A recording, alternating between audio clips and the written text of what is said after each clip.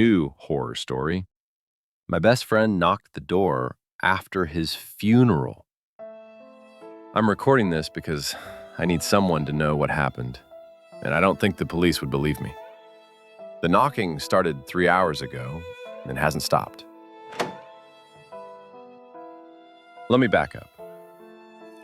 Yesterday, I buried my best friend, Marcus, 22 years old, dead from what they called an accidental overdose at his apartment.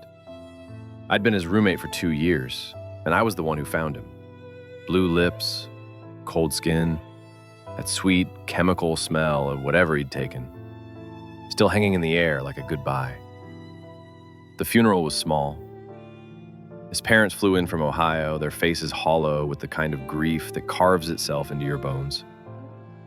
I gave a speech about how Marcus always made everyone laugh, how he could turn any bad day around with his stupid impressions.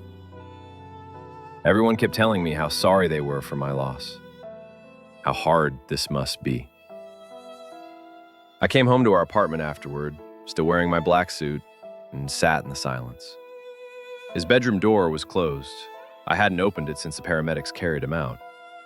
The whole place felt wrong without his terrible music bleeding through the walls, without the smell of his burnt coffee in the morning.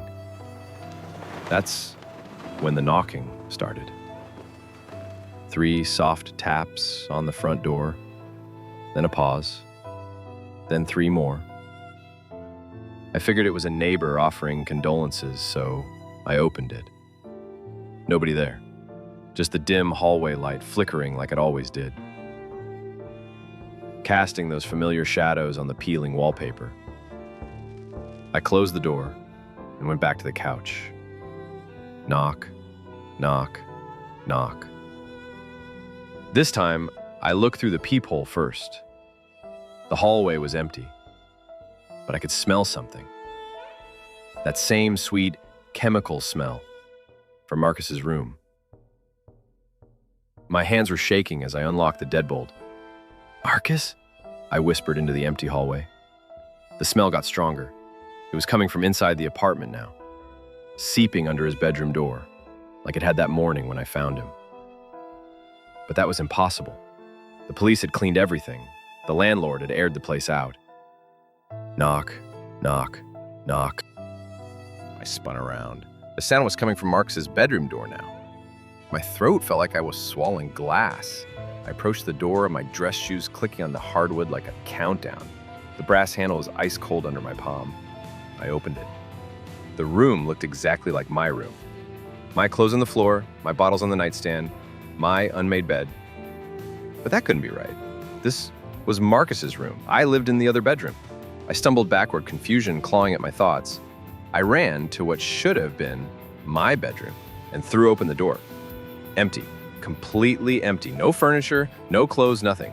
Like no one had ever lived there at all. That's when I saw it. Taped to the inside of the door, a newspaper clipping with my photo on it. The headline read, "Local student found dead from overdose." The date was 3 days ago. My legs gave out. I collapsed to the floor. The black suit I was wearing suddenly felt like a costume, like something that didn't belong to me. The knocking started again, echoing through the apartment, but now I understood. It wasn't Marcus knocking to get in. It was me knocking to get out. But if I've been dead for 3 days, and I just attended my own funeral thinking it was Marcus's, then who the hell has been living in my body? Thank you for listening. If you really liked the story, please like the video and subscribe for more.